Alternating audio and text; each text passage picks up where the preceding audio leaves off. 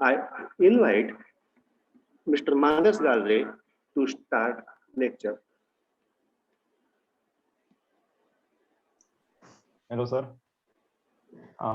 Thank you, everyone.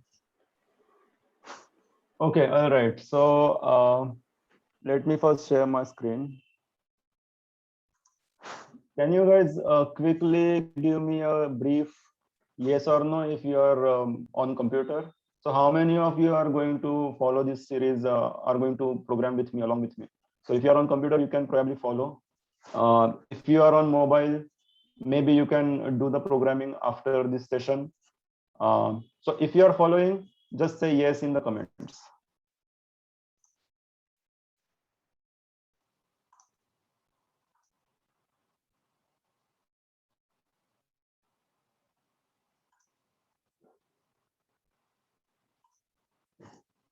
Yes, okay. So there are a few students, okay.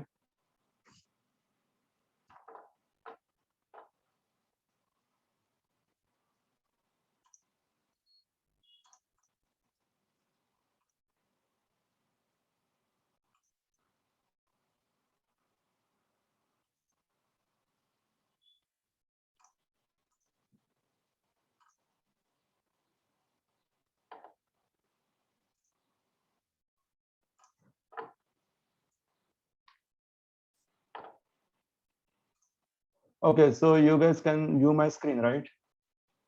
All right, so many of you are following it along with me. That is good.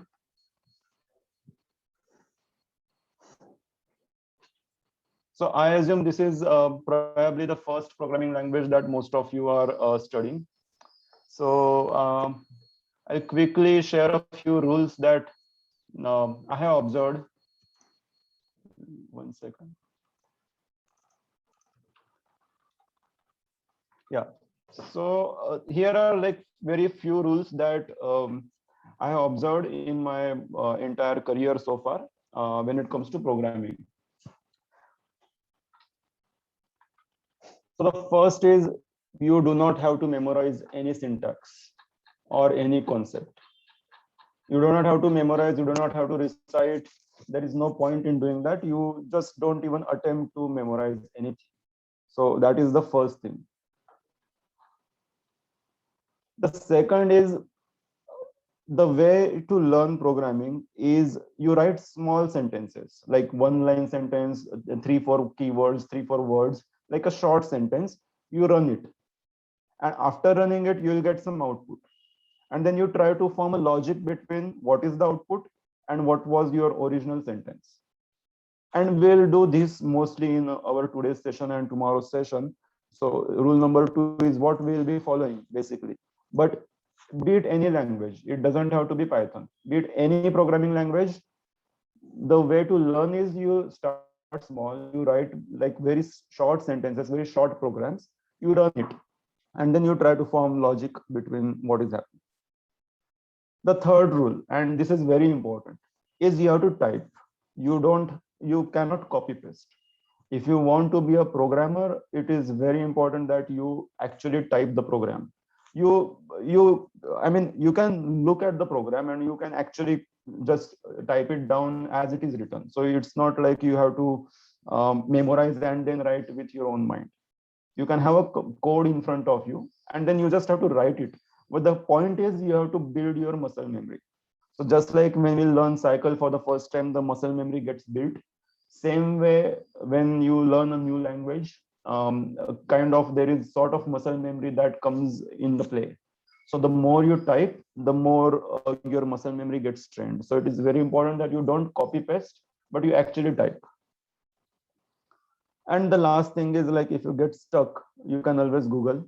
And without Google and a few maybe websites, programmers wouldn't have been flourished. So it's all good to use Google as many times as you want. But in this particular case, like next 5 days, you can refer to the worksheets that I'll be providing you, or the other resource persons will be providing you. But for my particular lectures, which are 3, I'll be sharing some worksheets with you. And if you get stuck, you just have to follow, you just have to like look at the worksheet and then read the comments, and you'll figure it out. Or we'll figure it out together through in this process. Okay, 1 second. Yeah, am I audible clearly? And okay, so I guess that I am audible. So all of you are already on Telegram. The first thing that we will do is I'll share one link, just 1 second.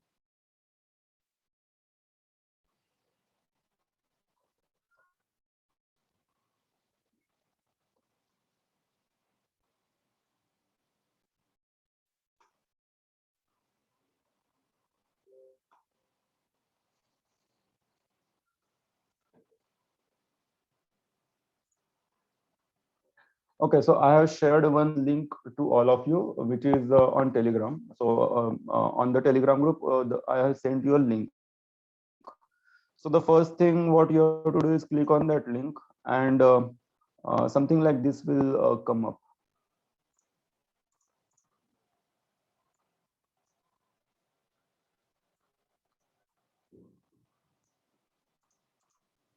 If you are on computer, I'll share another link with you. 1 second.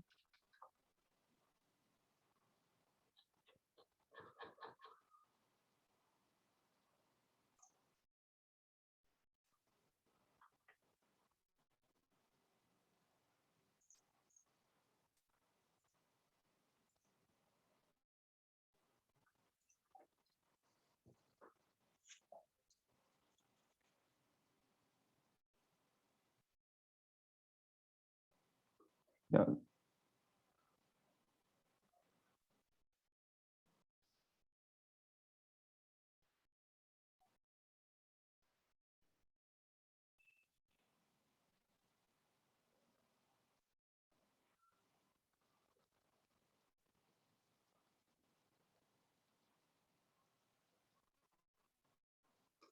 Okay, so I've shared another link for those who are on PC. You can click on that link, and something like this will come up.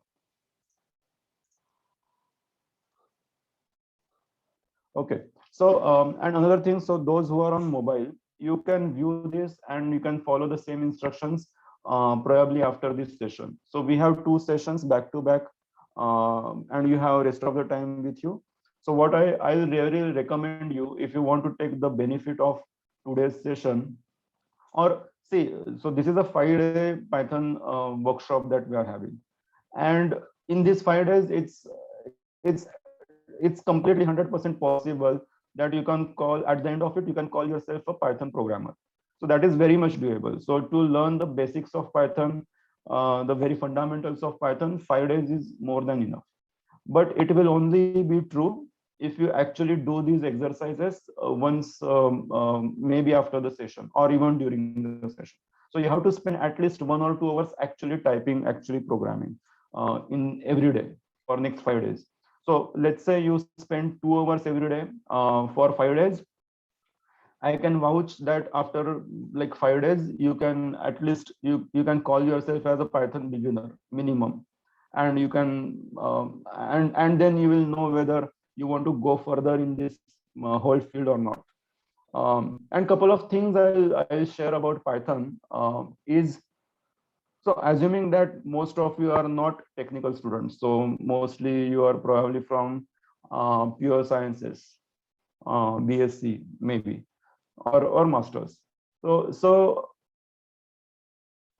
see, the thing is, the way today's technology world is evolving, it is evolving very fast. First of all, I'm not sure if you are aware of it, but every day there are thousands of new research papers that come up in machine learning, deep learning. Not every day, but like every month there are thousands, literally. um, there is blockchain and cryptocurrency. You must have heard about cryptocurrency and blockchain fields. So the blockchain is a completely new technology and a completely new paradigm. It's a new market in itself. Machine learning, AI, deep learning is a whole new different field which has far-reaching applications like self-driving cars. Self-driving cars are already happening in US and many other countries in the world. India will take time, but But most of the places in the world, most of the countries in the world where the traffic and the transportation is sorted, autonomous driving is already been trying out. So how does a computer know, how does a car know when to accelerate, when to take left turn, when to take right turn? So all of this is because of deep learning, which is a car understands. Basically there is a computer in the car and there are sensors. So we have 2 eyes, so the car has 10 eyes. So the car senses that there is signal there, there is a left turn there, and then you have to go left, and all these things. So that is like deep learning. Another application of deep learning is like like solving like we can take case of corona. So the vaccines that we came up about, or the new medicines, if you want to find out, so the computers are helping us come up with the new enzymes, come up with the new formulas, come with new molecular structure basically. So all these things are related to deep learning. And then at one side there is augmented reality, virtual reality, which are where you put headset and then you are in a completely different world. So long story short, a lot of new technologies are coming, and the way we have been evolving as a mankind, if you look like last 1,000 years, the growth was pretty slow. 500 years back, 1900 to 200, 1900 to 2000, like 100 years. First few years were of the let's say steam engine, and then actual IC engine.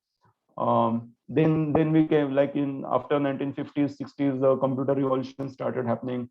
So if you look at history, the rate of change or the rate of evolution is increasing. What we accomplished 50 years back, whatever we accomplished in 1 year, is now happening within a month. And few years down the line, whatever we are accomplishing now in 1 month, that will be done in maybe 1 week.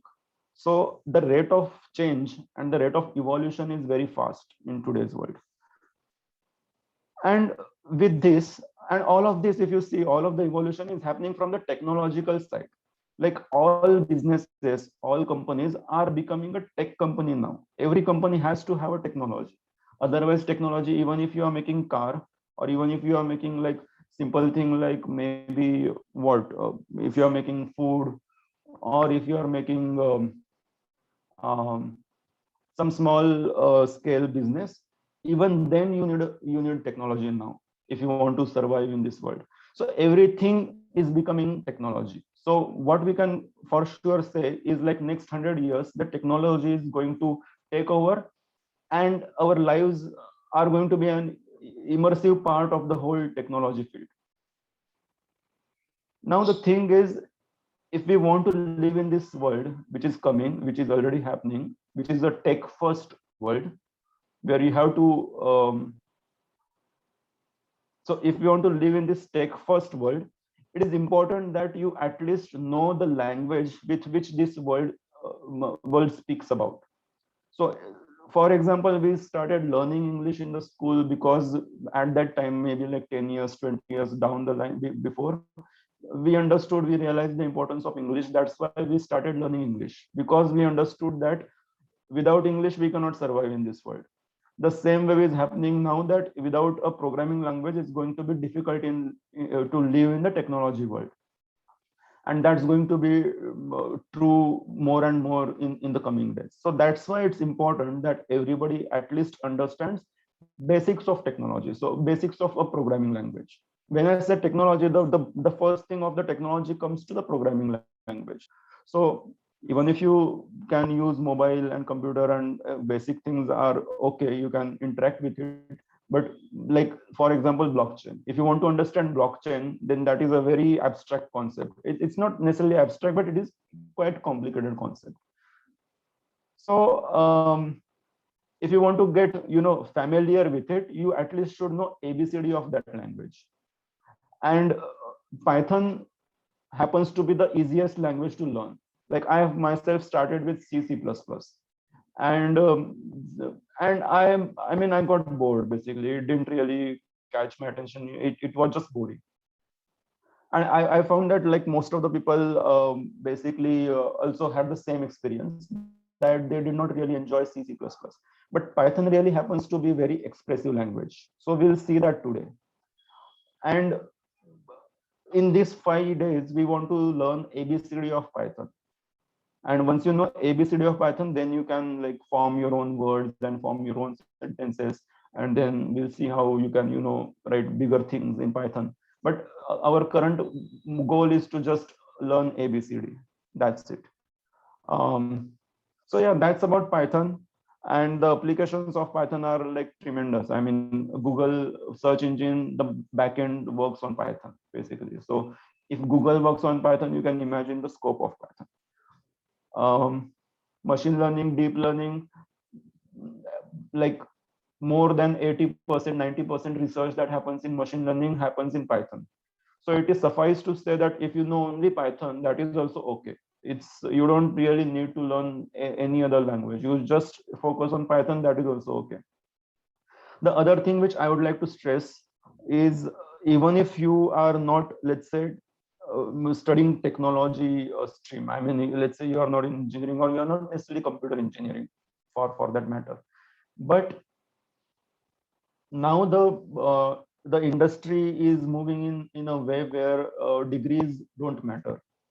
So any person, be it like 8th, 9th, 10th standard student, or 11th, 12th, or maybe B Farm, or maybe BSc geography, sorry, BA geography, any student who knows how to program, who knows the basics, and who's good at like analytical thinking, can build a career in technology industry. So if you have a bias in your mind that, oh, I'm doing this, so maybe programming is not for me, or maybe I cannot get a job in tech sector, that is not true. Basically, if you know programming, if you know the basics, and if you have decent analytical skills, you can think creatively, you can do Google search effectively, if you can get the job done, like common skills, if you have that, you can you have the equal opportunities as maybe a computer engineer would have. So the lines between degrees are vanishing now because of technology. So that's another thing why you should really pay attention to, let's say, one language, and in this case Python. With that said, let's start. Okay, so you have this link. I've sent you this link, so I'll give you a demo of this thing, and if you learn this demo and maybe you miss some lecture, maybe you miss one lecture or second lecture, you can just follow with this demo, I mean with this bot as well. So I'll quickly walk you through this thing. So this is Python Foundation. If you see, this is Python Foundation. CTO school, let's ignore about this, but let's say Python Foundation, it says it's a bot, and this is the username. So I'll click start, and then it gives me some information like, I am CS bot, welcome to Python. Let's ignore it. I mean, you can read it in your own time. So this bot, I recently developed this bot basically, and the purpose of this bot is to teach Python as well. So yeah, that's what we are going to explore. So it says register, so we'll register first, and then we'll start our learning process. So I'll click here, register.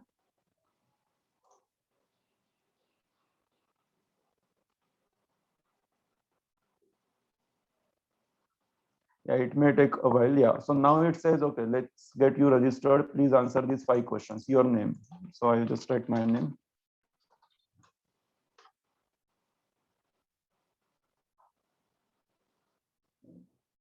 Yeah, and probably some of you are also using the bot right now, so it might get slowed because I haven't tested it with maybe like 100 concurrent users.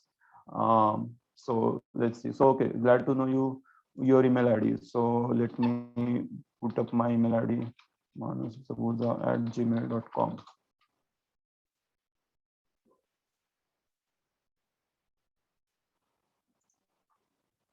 So this is one-time registration process. Yeah, phone number. So +91. 90282016004. Your college. So I'll say my college is KTHM. I'll say alumni.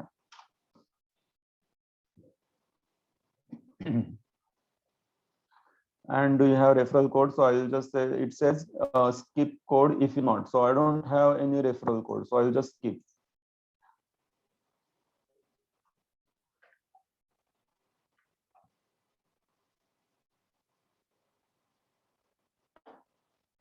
Yes, no worries. So I got registered. So these are my details. Okay. In the comments, so if you have registered after registration, just put something in the comments so I know that some of you are following. Okay. One good thing about Telegram is its support with the bots. So if I just write this command slash, then it tells me all the possible commands for this bot, which is not available in WhatsApp. So you just have to type slash and it will give you all these things. So we'll start with part 1. And this is the actual start of our session now. And first we'll talk about how so say whenever you learn any language, you need some sort of software to run behind, to run it. And even for Python, you will need a software, but we don't need it now. There are some online tools which we can use free of cost online on the browser. So we don't really need any software now. But once you finish this 5-day course and you want to write bigger programs, then maybe we'll see. We'll see how to install software and what software you want, etc., etc. Right now, it's like we can use this thing called Colab Research Google. So you have to click here on this link, and this is our worksheet. As we say, as we know, today's today's session, fundamental data types. So that is the title of our session. We'll see what do we mean by data type. And here is the link of our Google Colab link, Google Colab sheet. So we'll ignore this. You read it in your own free time. Registered. Okay. So few of you have registered. So those who have registered, you can ignore this for now. And one good thing about this thing, which is like, if you see, this is Google, we call it Google Colab, and this IPYNB, this is the format of the notebook. The long form of this is Interactive Python Notebook. Interactive Python Notebook. So this is a notebook in the Python language. The way you have to learn this bot, you use this bot. So this is a bot which will help you learn Python. The way to use this is, you click like part 1, you will get this. Part 2, you will get another. There is a homework thing. We'll talk about it later. So you get this Google Colab link. What you have to do is, you have to create your own Colab now. So I'll click on new notebook. You have to use this as a reference, and you have to use your sheet as the actual sheet. So let me quickly log in.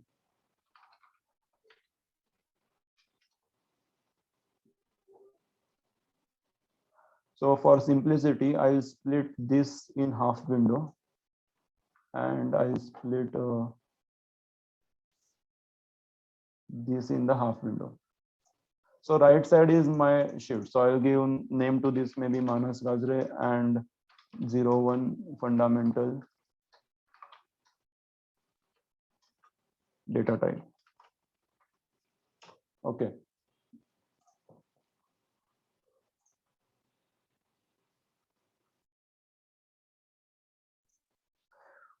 All right. So like quickly about this tool. So this is what you see. This is called a cell, and here you write your program, whatever the program is, and when you click here, you run the program. So we'll go here. Whatever is written with the hash is a comment. So we don't have to use comments. Comments are those sections which don't get run. Comments are just, as the name says, it's a comment. So it's just for a reference. Will you provide recorded lecture? Yes, Ankit, recording will be available. And in the recording, you can follow all these instructions. And also you can go to that bot and you can also continue on your own after maybe whenever you have time. Okay, so this is a cell, and to run it for the first time, it takes some time. So I'll just I'll just write something which is on the left side written. So I'll copy the same. Hello, Manas here. So this is what I have written. If I click play, sorry, start. 1 second. So this is bothering me. Yeah. So now it is saying connecting, initializing, connected, and now connected. So you have to print it. So if I say print dummy, it will get printed. Hello, Manas Kasri. So this is our first Python program. We just wrote our first Python program. So if you are following now, what you can do is you can just each line, I mean each program that I have written, you write it in your own sheet, run it, and then figure out what is happening. You read comments. And if you are not following on computer, if you are on mobile, you just continue what I'm doing and what I'm speaking. You can pay attention. Those who are on laptop, you can use this sheet and you can continue with your own speed if you want. So Raj is asking, can we create app on Android using Python, and computer must be needed, or computer must be needed? Can we write an app on Android? Okay, so you mean can you run Python program on mobile? Yes. So this sheet, if you are on mobile, you can also click on this link, Python, this bot link, and even this Google Colab works on phone. So you can actually type print on your mobile, but don't do it now because you also have to see this. So if you had two mobiles, then I would have said, okay, on one mobile you put this Zoom video, and on other mobile you do your programming. So that you can do if you have two phones, but you can do it after this session. After this session, you use this Colab link on your phone. That is okay. But it just understand that typing on computer typing on phone is kind of troublesome. So you'll get bored very soon. And that is the thing. What is dummy here? Variable name. Yes. So what happened here is this is called variable, and this is your data. So let's talk about data. So what do we mean by data actually when it comes to Python? So I'll say data. What do we mean by data? So there are fundamentally 4 types of data. One is string, integer, float, and boolean. So these are the 4 fundamental types of data types, is what we call it in Python. What it means is, what this signifies, all these 4 things, what they signify is the type of data. So in this case, this data is string. Any text is string basically. Yes, Amruta. So the recording will be provided. So any text is a string. Okay. Number like this is an integer. So if I say new m equal to 12, then number is integer. And if I say another equal to 12.1, this is a float.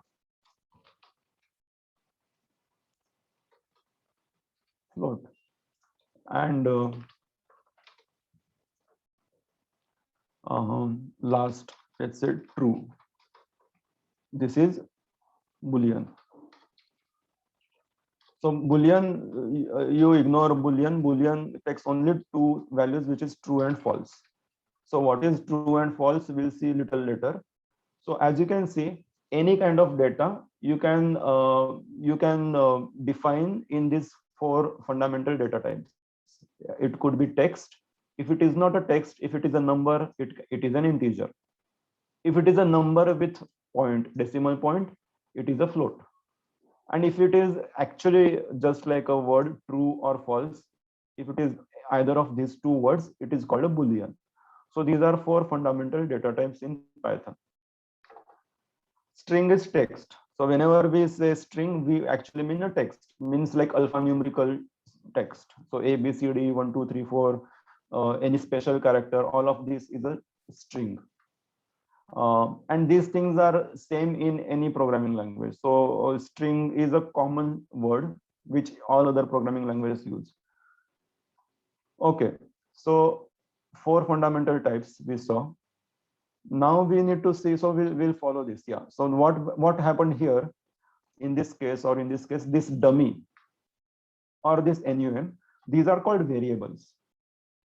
Variable, see, if you deconstruct the word variable, has a word is generated from vary. Vary means to change, badal, right?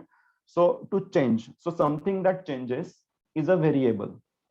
So these changes, I mean, this NUM can be changed. So now here, if I have NUM equal to 12, I'll print here.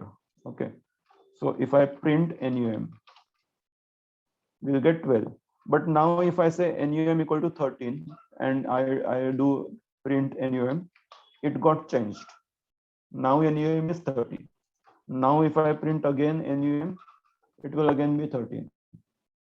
So what happened? The value which is stored in that thing is changing. It can be changed. It's changing means it can be changed if you want it to change.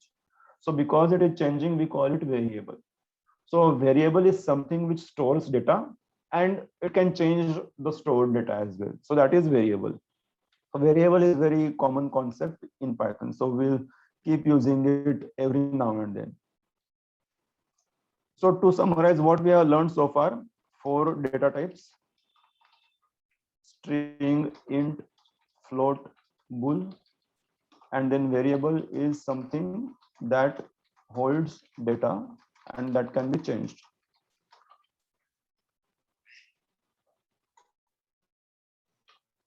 Okay, so this is what we like just recently we just saw. Yeah, what I'm writing now, you can ignore it. It is just a way of, you know, it's just a, it's like a comment basically. I mean, Colab gives you functionality to write text as well. So this is not a code. Whatever you write in this cell is a code. Now, if we want to check what is the data type of what variable, so there is a Python provides us one method called type. Print is what we use. Print just because we want to print the output. That's why we use print. How many times data gets changed? As many times as you want.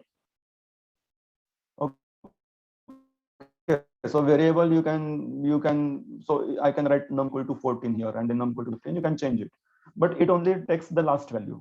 So now the last value for num is 13. So it will take all the time. It will take 13 only. So even if I write here print num, it will take 13. Now if I open another sheet, then NUM will be not defined. So it will give you an error. So you have to make sure that you have run that cell. So if we haven't run this cell first, NUM, for example, let's say if I do print NUMM double M, double M, it will give me an error now. It says that this is not defined. You don't have to be afraid of errors. See, errors, you have to read the error and try to make sense as what it is saying. What this is saying, NUM is not defined. It means that, so define, okay, so in Marathi, when you say define means व्याख्या करणे, or yeah, you clearly express something with definition. So what it says that NUMM is not defined, it means that it doesn't know what is NUMM because NUMM was not used anywhere. So if I before this, if I write NUMM equal to maybe falana, then it will know, okay, NUMM is defined. Okay, so it was triple M. So I have to do triple M. Spelling mistakes are also, you have to see how the data gets changed from 12 to 13. one person is asking, see now if we have NUMM equal to Falana, and now if I say NUMM equal to this is new, and if I run it now, so what it will do is it will ignore the old value and it will store the new value. So if I print NUMM now, it will print the new value. Okay, so quickly getting back, we want to see what is the data type. So Python provides an interesting function called type. So we have this, so we have NUMM, another, and last, these three. So I'll first print it. Dummy, print NUM, print another. One thing with Kaggle, one thing with Colab is if I just type this, it suggests me. So it is suggesting that another variable was written, so it auto populates the name. So I'll just click on it. And last was last. Sorry, it was what? Last, yeah, this was not run. So last. So these, we defined these four variables, right? So they are like this. But we want to see their data type now. So what we'll do is inside print, we can type, use this thing called type.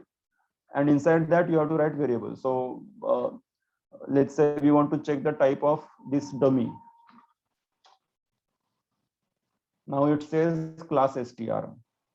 So what it is telling us is dummy is a variable of type string. In other words, dummy stores string data. If I do print type another, it is saying float. So it means that another, this keyword, sorry, this variable is holding the data which is of type float, because we have given 12.1. So whenever there is decimal, it is a float. And let's quickly do other two. So type num and then print type last. So NUM is integer and this last is boolean. Okay, so this way we can cross check what is which variable is of which data type. So again, as a summary, we have learned two concepts. One is variable stores data which can be changed. Another is four data types which are string, integer, float, and boolean. Now let's deep dive into string, because string is very common. String is very heavily used. So we'll now explore string. So here I'll write, so let's say test is a new variable. And okay, so there are two ways to write string. One is inside single quote and other is double quotes. So both of them are okay. Here I have used single quote, here I have used double quote. Can we run another before dummy? Yes, yes, but so Mansi is asking, can we run another before dummy? If you can run it, you can run it before dummy, that is not a problem, but you just have to define another first. Before printing another should be defined. That is it. So if you print without definition, then it will give you an error. And you should play around with it and then figure it out yourself. Okay, I got an error. Why did I get error? Okay, because I did this, I did that.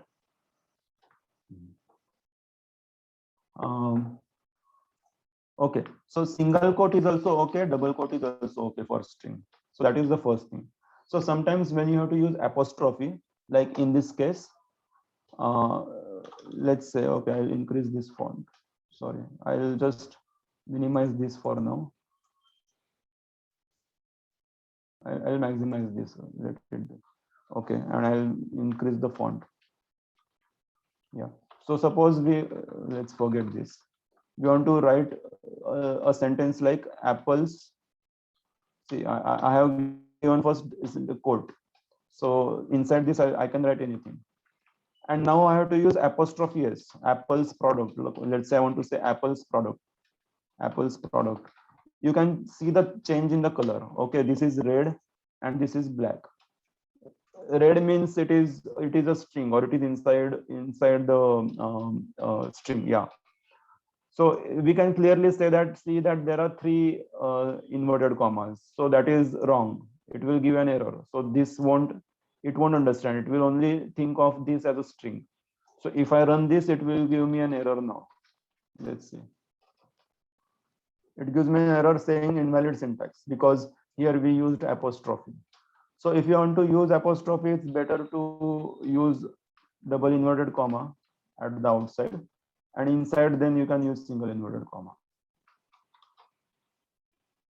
Again, you don't have to memorize this. I have to repeat this, but you don't memorize this. You just see what is happening. Just try to see the logic between the input and the output. That is all you have to look at, whether this makes sense. Don't memorize. When you do yourself, you play around and you will figure it out.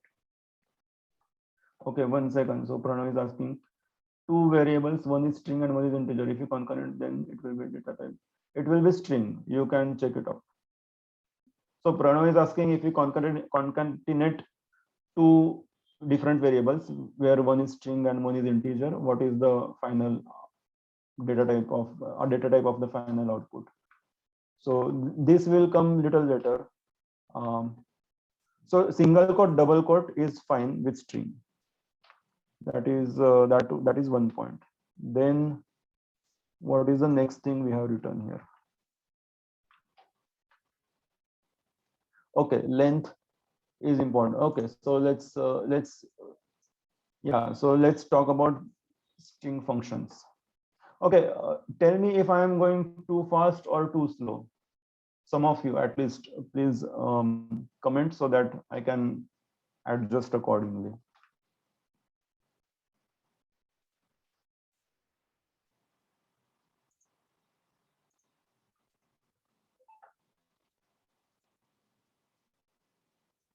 It's fine. Okay.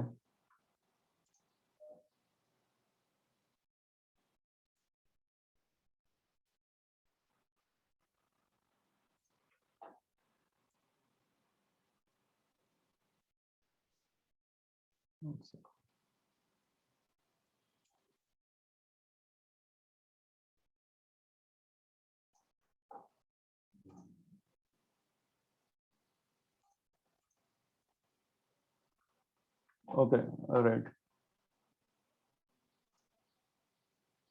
Yes. So now we know that, okay, so we will focus on string now in this session. So we have this string, but we want to check length of this string, like how many characters it has. I'll write something else. I'll just write hello world. I'll run again. Okay. Again, we will just cross check data type, test string. Okay. Now if we do length len and test, it will give us length of this string. How many characters it has? It has 11 characters, 5, 6, and another 5. So total 11 characters. So len gives you length. Another way, so let's say you want to only print this. I mean, so there are few operations that you can do on string. So if I do something like this, print test, and inside this, if I say something like 1 to 5, ELLO. Okay, thank you guys. So the speed is okay. Most of them are saying. What happened here?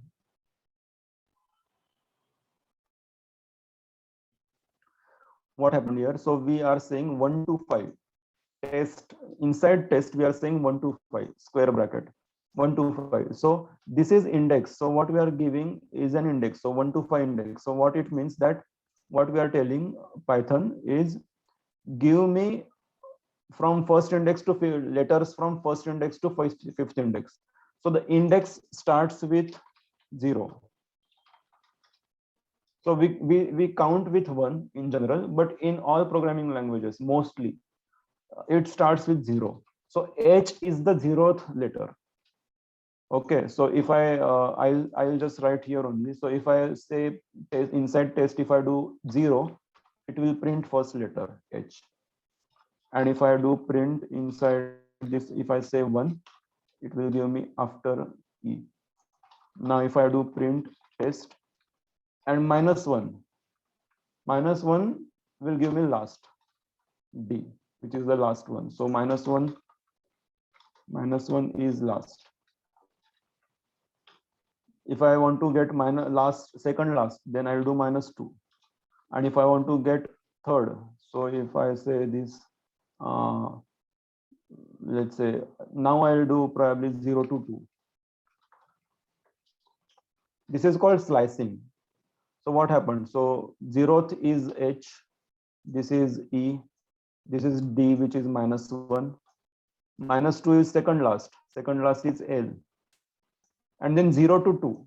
So what it means that 0th index and first index, excluding second, is what it gives. Again, you don't have to memorize. If you print, you understand that okay, it is not giving me second, it is only giving me before that. If I do test 0 to 3, it will give me 0, 1, 2, which is HEL. So this concept is called slicing.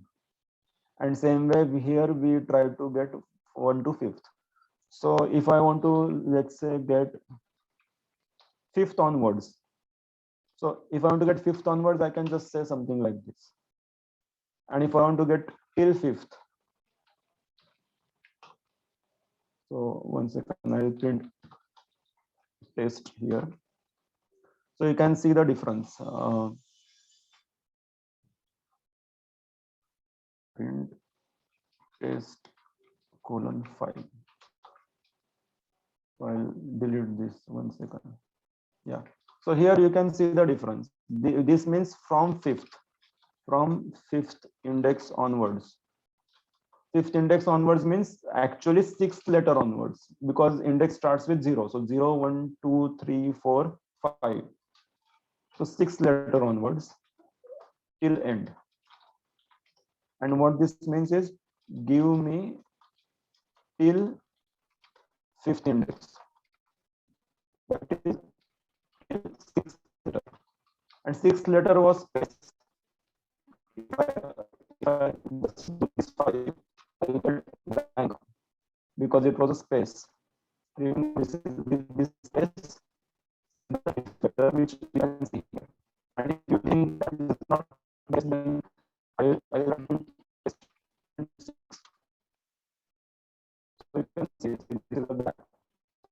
There is one space there. And just for means last. I try to figure it out.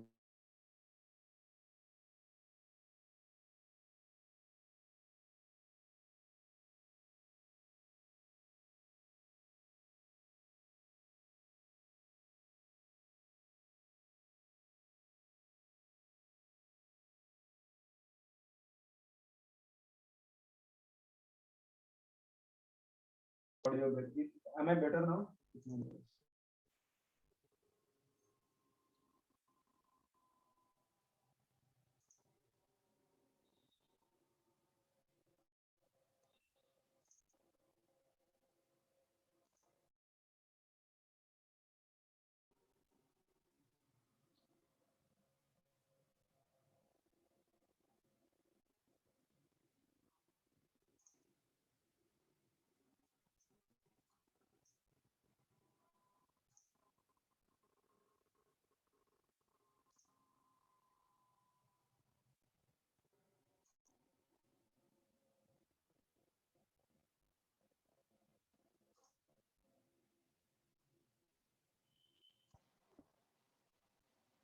Okay, let me check my internet speed.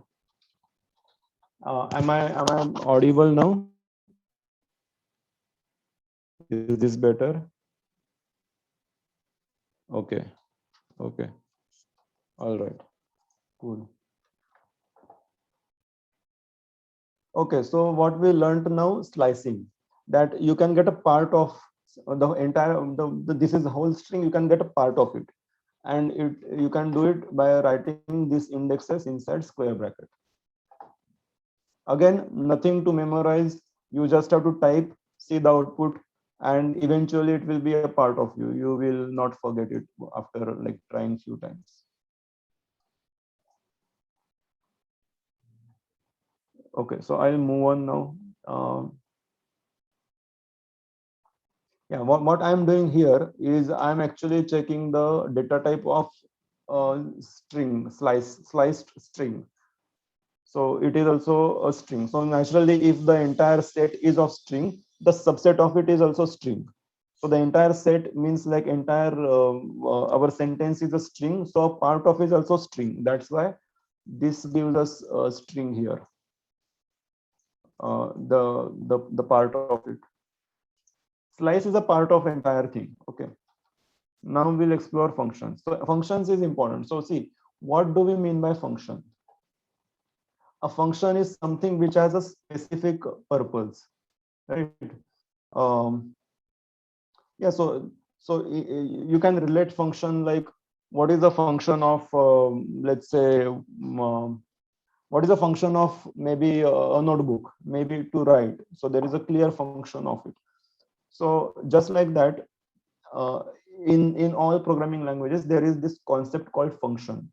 So function is sort of a program which you can write, or it can be ready-made available built-in program which does a specific job.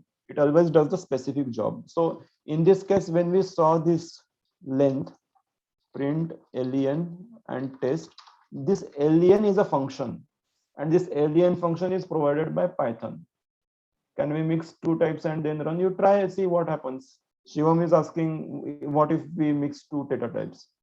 So when you say mixing two data types, let's see, what does he mean? I don't know, but I'll give one example. So let's say new equal to, inside string I'm writing hello, and after that I'm writing 5, and after that probably I do 5.2, 5.3, and if I check data type,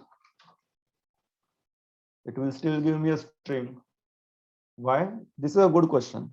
Why? Because whatever you write inside string, inside this inverted comma, is a string. So even if I say new equal to, inside string, if I say 12, and if I check type, it will give me string because I have written it inside this. But if the same thing I write like this, then it will give me int. But now if I write something like 12, it will give me error now because it cannot understand. So because this is clearly text, so you have to write it in the curly, in the uh, comma, inverted comma.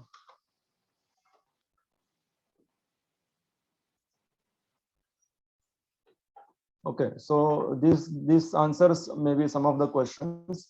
Whatever is written in the string is always a string. Whatever is written inside the inverted comma is always a string. So functions, length is a function. Okay, so same way, string comes with some functions.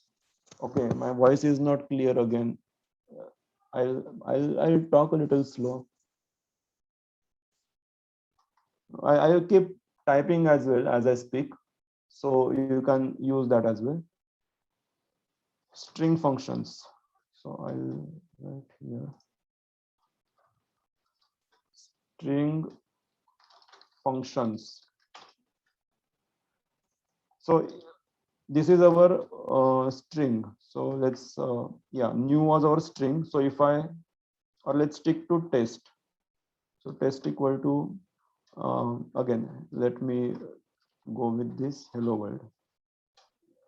Now, if you do test and then dot, then whatever list you get is a list of functions that string provides.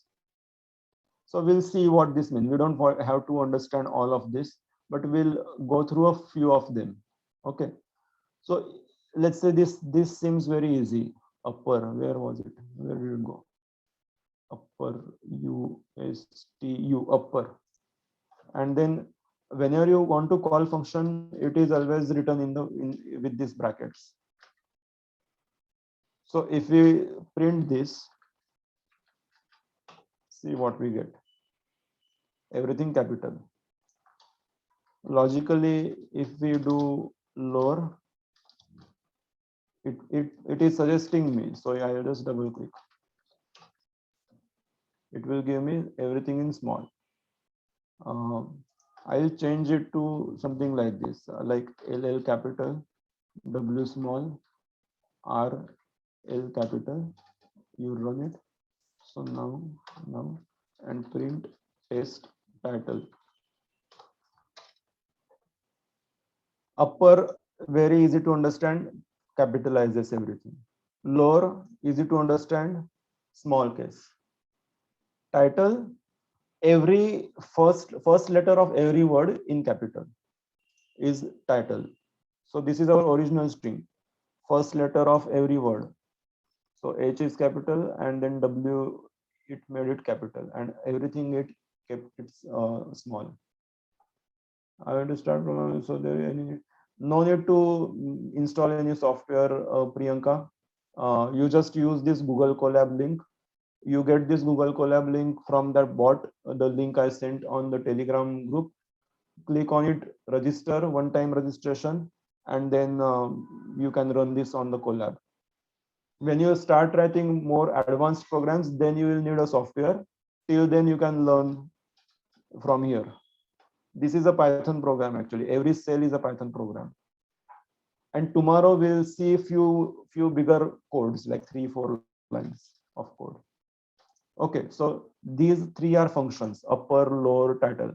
Now you don't have to again memorize the functions. There is a very simple command. If you type help, and then inside help, if you type str, because str is the data type, then and if you run this, then you get this list of all functions. So these are all the functions provided by str. So this is a long list. So don't be afraid of the long list, but see what it says, that it's a class str, and then capitalize. What does the capitalize does? So return a capitalized version of a string. Forget about this thing for now. So just focus on this. This is the name of the function, and this tells what this function does. So let's say we go to the upper, because we used upper. I'll go to upper, return a copy of string converted to a uppercase. Okay, self is something that you call with. So everywhere you see this self. So in this case, this test itself is a self. So whatever is the variable with which you are calling that function, this itself gets passed as the self inside this. So we'll see few more functions. Okay, but what I wanted to highlight, you don't have to memorize these functions again. The list is available. And another thing that you can refer in your own free time is this, let's say, Python official doc. PyCharm is good, yes. So which software we need for Python? So PyCharm you can use Spider, which default. I personally use PyCharm basically. See, if you go here, if you explore this, something like, I mean, one thing with programming, whenever you want to learn any program, sorry, any language, you have to, you have to be comfortable in using Google search. If you can't use Google search properly, then maybe it's going to be difficult. So you have to kind of like master the skill of using Google. And in fact, it's not a joke. Most of the people actually in the industry who are working at a good position, even they say that if you can't Google, then you can't be a software engineer basically. So Googling things is something that you have to be good at, and you can be good at it only when you actually do it. So keep Googling, basically. That is what I want to say. Keep searching new things. I mean, not necessarily new things, but like whatever you want, wherever you are stuck with. So here, let's say if you want to yeah, so one Shivam is saying Stack Overflow. Stack Overflow is like the biggest place where programmers go. But when it comes to fundamental foundation, maybe the official documentation is preferred. Python str explanation, something like that. Like you can use your own keywords, see what gives you. Before clicking, you can check what is the name of website. Don't click randomly. What is the website? It seems good or not. Then okay, program is a decent. It's fine. W3 School is one of the best out there, so you definitely should check out. Then by instead of clicking, use control click, especially on if you are on computer, because control click will open it in the new tab. If I click here, it will open, but you want to check 3 or 4 resources. So the way I use Google is I use control and then I click, then this.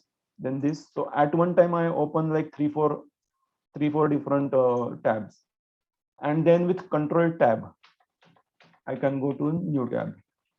Control shift tab gives you back. Control tab, next tab, and control shift tab, you get back. So when you have 3 4 windows open, 3 4 tabs open, it's very, you don't waste time. You have searched, opened few resources, and then you have a quick like a brief look at the website, what it says, and then you close with control W. So control W is a shortcut for closing a tab. So again, so if you go to this, which is the tutorials point, Python strings, we are here. So then it says, okay, var1, var2, then it tried to print, etc., etc. So you can use these references, try to read it, and then execute it. W3 Schools, I highly recommend. This is like one of the best website out there. So yeah, I mean, for these 4 5 days, maybe you don't really need to use Google, because all the details, all the details are given in this sheet, and comments are written very properly, which is enough to understand, to make you understand what is happening. So maybe you won't need it, but after 5 days, when you're on your own, you will need it. Okay, so moving on. So with help, we saw these functions. Yes. So there is this function count. Okay, so it checks count. So we want to see how many times L is repeated.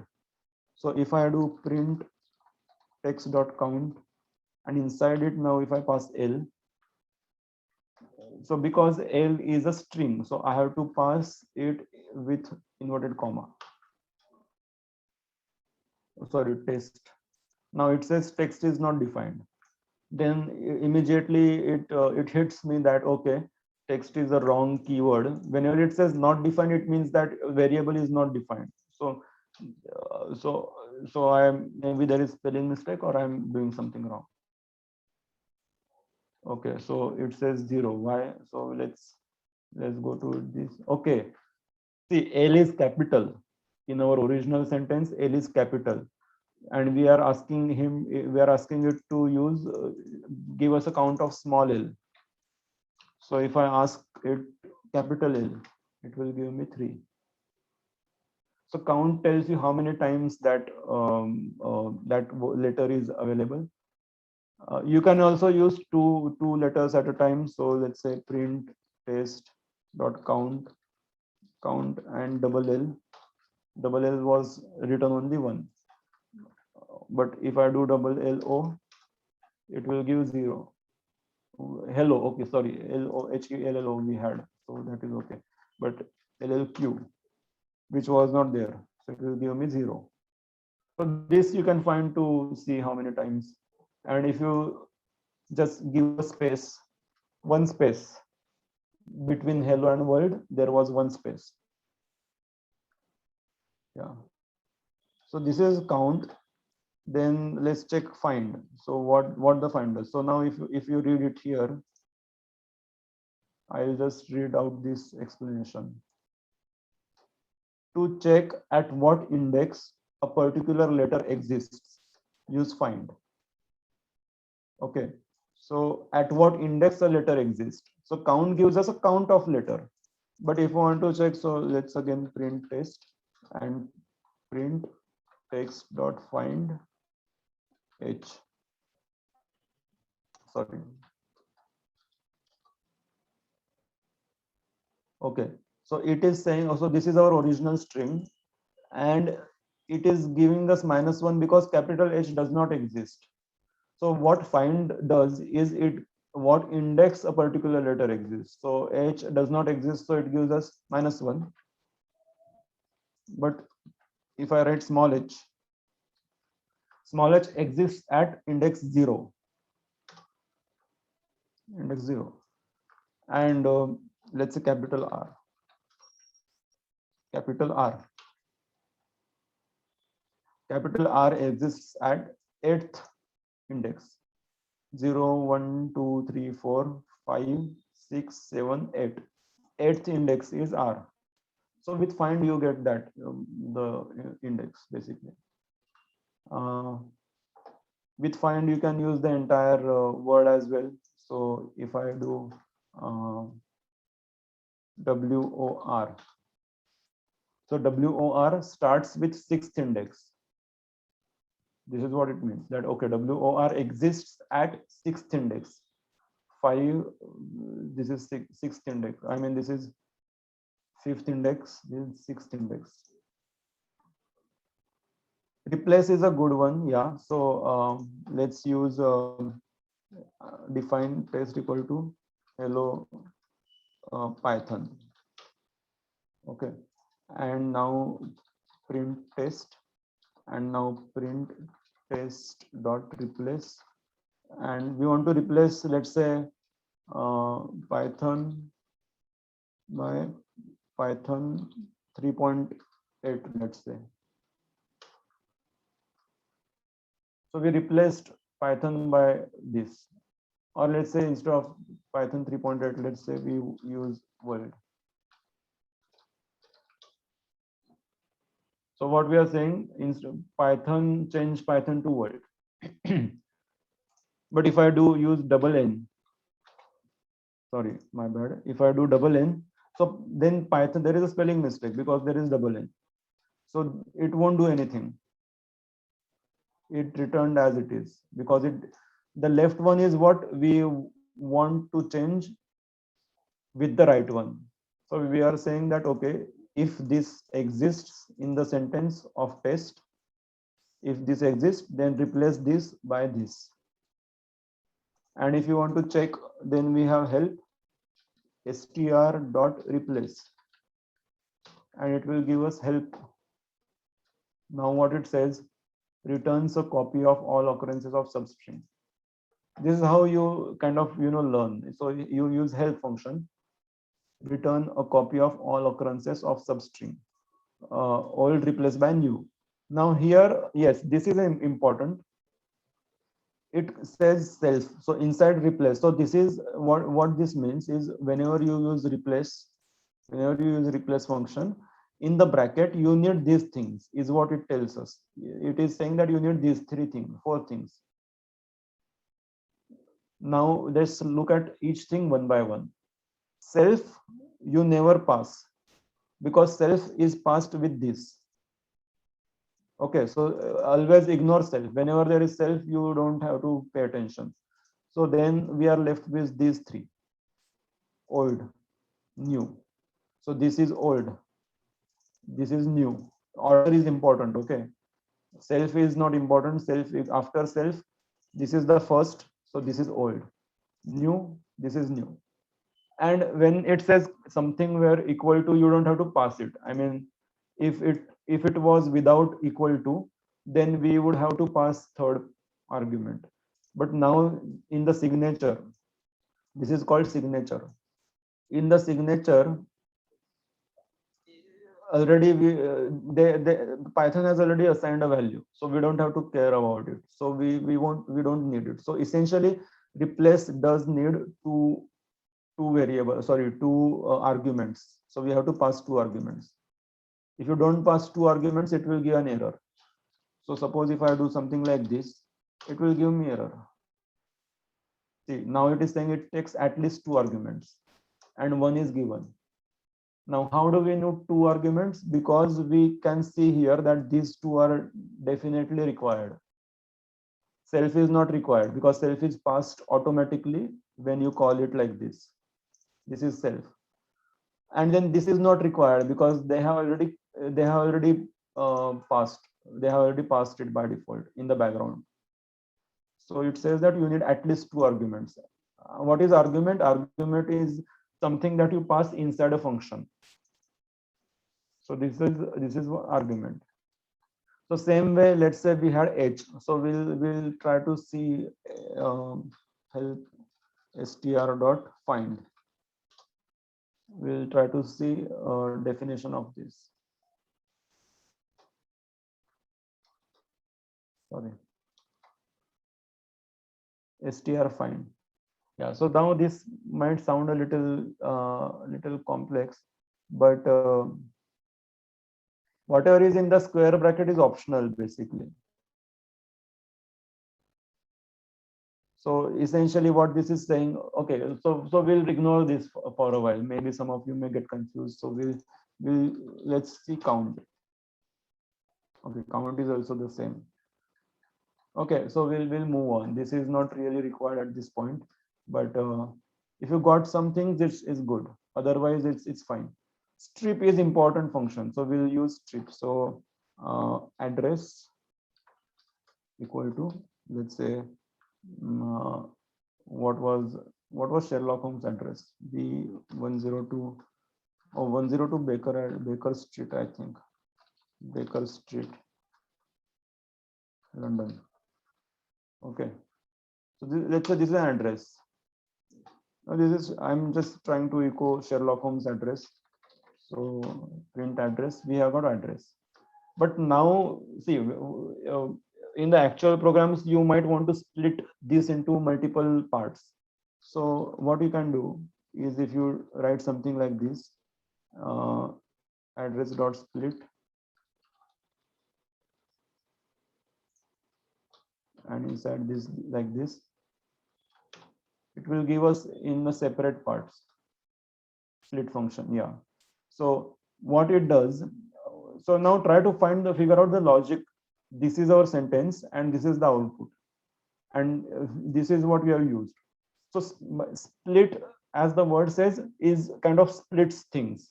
So it is going to split things, and we are saying split things when you get this.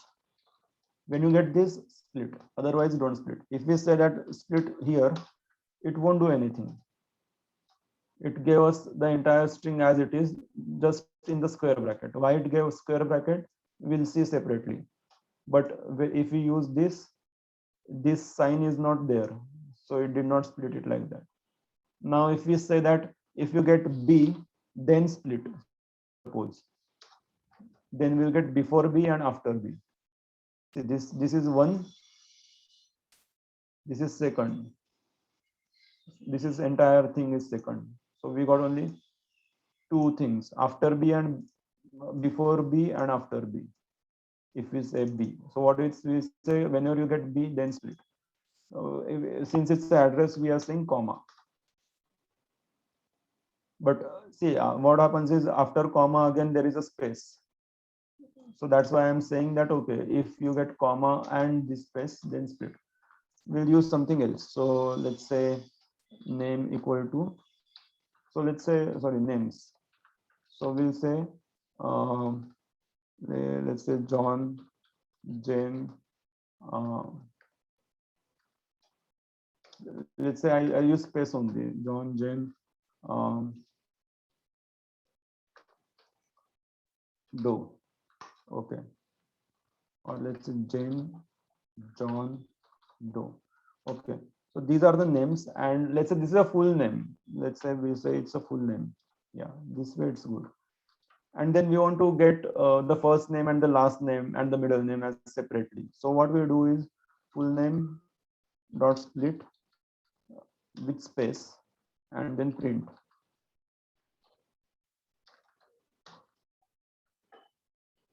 So it gave us properly three different things. And this is a style of writing. See, how did I write just now? I wrote full name, then I want to split it. So I use split, and then inside split, I know that, okay, you have to use brackets because it's a function.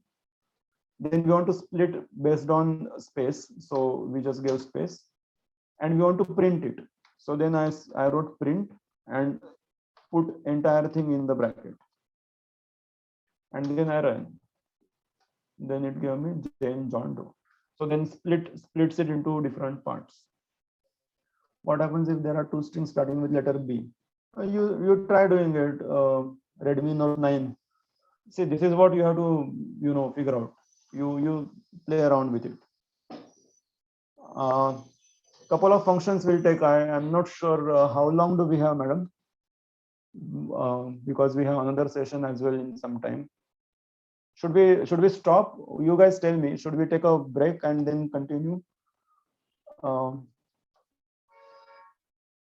We'll take like 5 minutes for questions. Okay. You can ask me the questions. You can use your microphone, or you can write it in the comments. How it determines there are three separate names in full name. Okay, so Vedant is asking, in this case, how did it know there are three separate names in the full name? See, Vedant, what it is doing, it does not know that it has three names. It is only looking for space. How many spaces it has? It has two spaces. So it just gave us two spaces means three. So if I write something here and something here, now it will give us 5. Whenever it got space, it will give me the output. Now if I use 3 spaces, now that will be interesting. Now see, this is, here we use 3 spaces. So it split one into this, another into this. How to use Python in website making? Okay. There is a package called Flask. So you can Google Flask, and there are a lot of tutorials on Flask on YouTube. And also, this is the Python Foundation bot. Next week, we'll be launching Python Advanced bot as well. So maybe after 20th, yeah. So you can use that bot as well, because in that bot, we are also going to explain how to make website in the Python. But if you don't want to wait, if you want to start right now, there are a lot of tutorials on Flask. FLASK, Flask. It's a package. Sunit is asking which editor you are using for coding. I generally use PyCharm. I like PyCharm. It is good.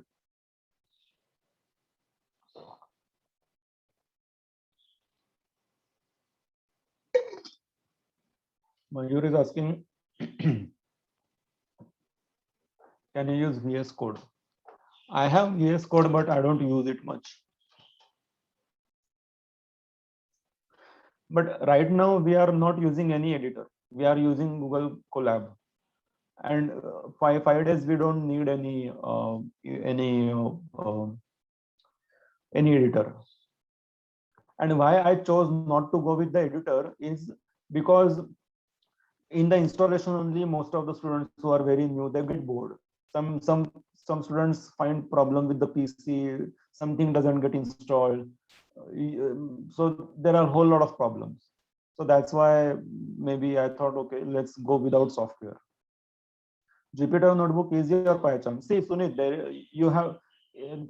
Okay, so these are like advanced questions for some of you. This is sort of a Jupyter Notebook. This is notebook. Okay, so the beauty about notebook is you can go back and run. So if I do something wrong here, I can go back edit it. So notebook is used when you are experimenting. But when you want to deploy, when you want to launch, or if you have a bigger code, like really long code, multiple files, then you can't do it in notebook. You can, but it is not advised because it becomes difficult to manage.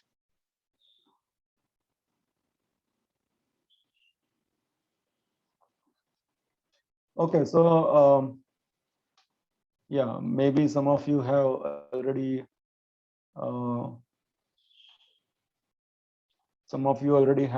typed this entire sheet. How many of you have completed this sheet? Can you just write in the comments if you have completed this sheet, or even half if you have followed?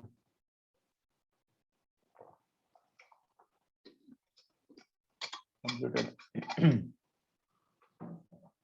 Yeah, so difference between IDE and PyCharm. So it's not idle IDE. So IDE is interactive development environment. And so this is general, so everybody can pay attention. IDE is a general word that people use. I'll just write it so you will know. IDE. So IDE, integrated development environment. IDE is nothing but a software basically. It's nothing else. Software with which you can write programs in with the GUI. So PyCharm and all these softwares these people are talking about, all of these are IDEs. They are softwares basically. So PyCharm is an IDE, but IDE is not a PyCharm. VS Code is also IDE. Spider is also IDE. IDE is like so the benefit of this is you get auto suggestions and then a lot of other features. I'll tell I'll talk about like for a couple of minutes I'll talk about the bot.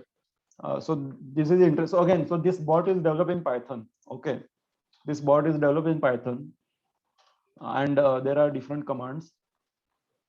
So if I write my progress, my homework.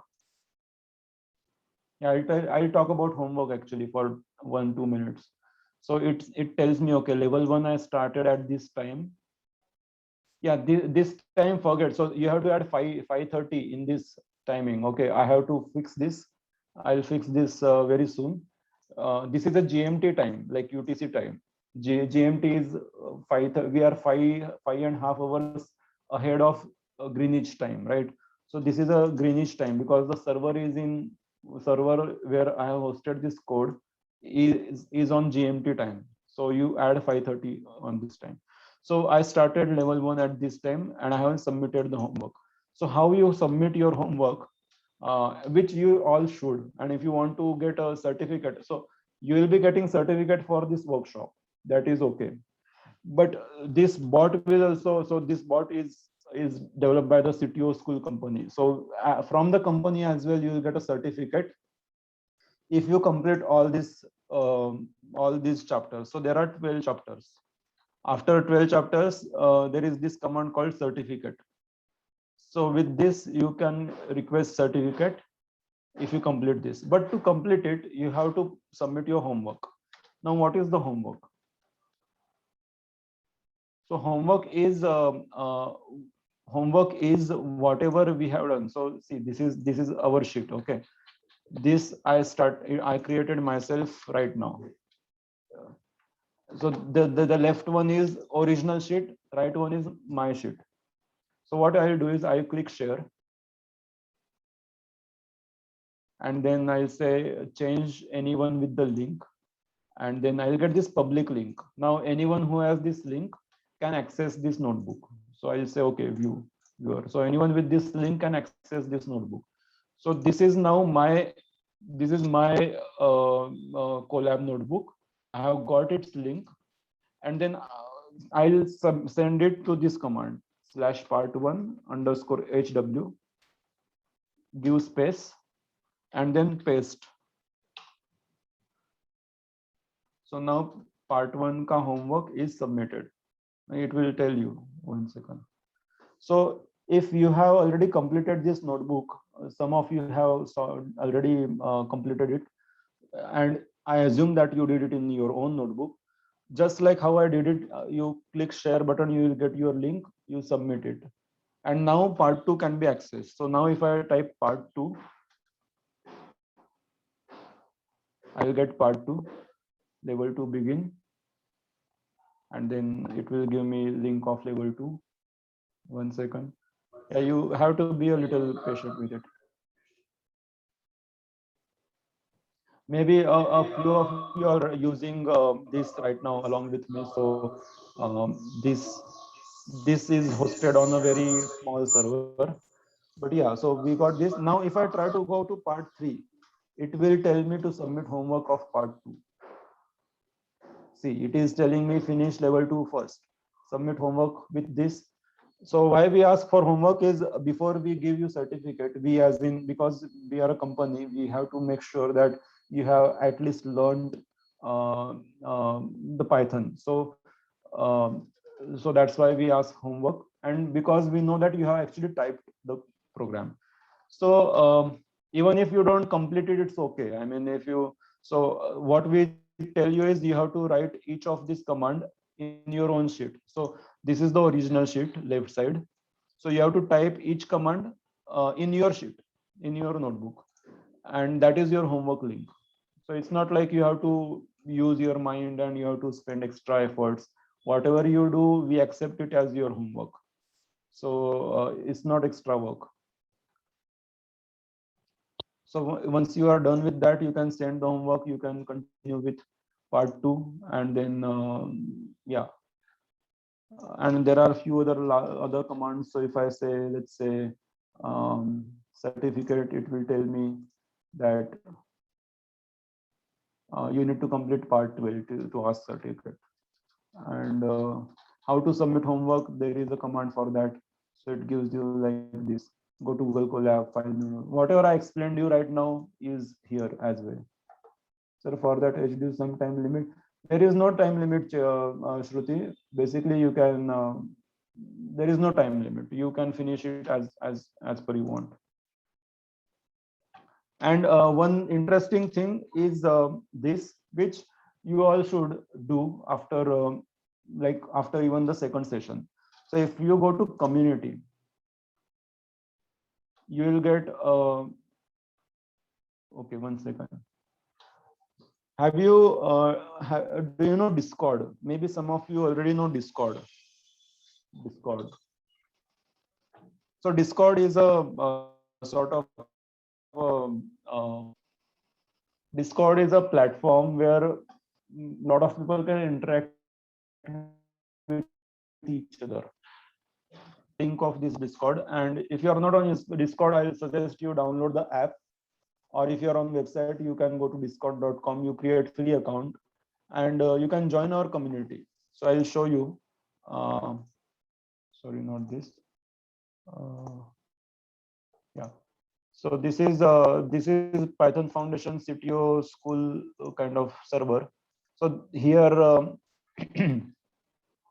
you can find all like, so this is a platform where you can ask your questions. You can meet other people who take this course, and anything else basically. So this is just, you know, as one common place where everybody can come together, interact, chit chat, ask questions about any other topic, not just Python.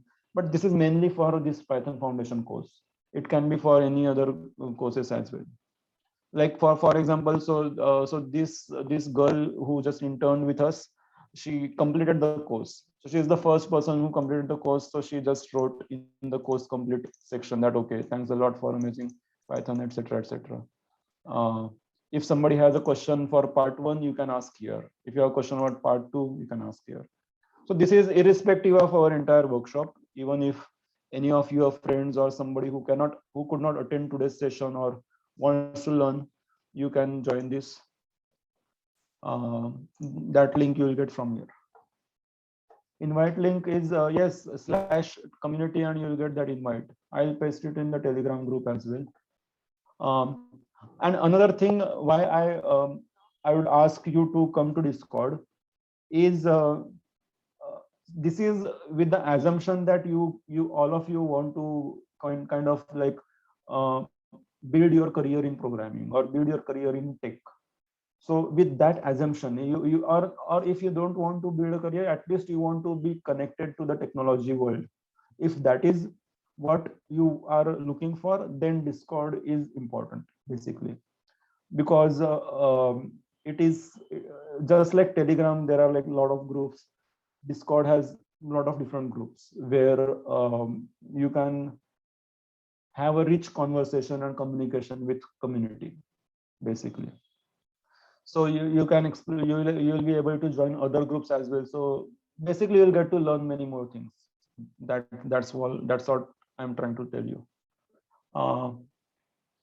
So that's yeah, that's it for now. I think I'll wait for ma'am to, you know, tell me whether to stop or what, like maybe take a break.